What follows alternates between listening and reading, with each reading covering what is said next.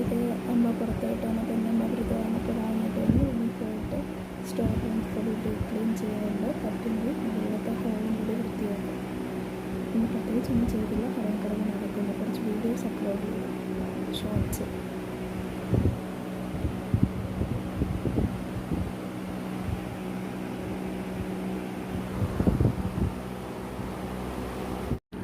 വൈകിട്ട് ചിക്കൻ കറി വെച്ചുകൊണ്ടിരുന്നു. ഷവായിയും ബ്രദറ് ഷവായി എടുത്തു, ഞാൻ ചിക്കൻ കറി എടുത്തു.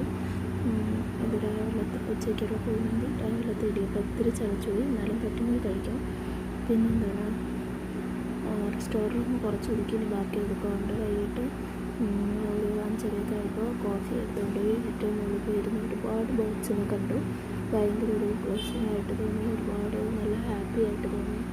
ഫുൾഫില്ലിംഗ് ആയിട്ട് തോന്നി. ഭയങ്കര ഒരു നല്ല കുറച്ച് നേരം ശാന്തമായിട്ട് ഒറ്റയ്ക്ക് ഇരുന്നു ചായ കോഫിയും കുടിച്ചു.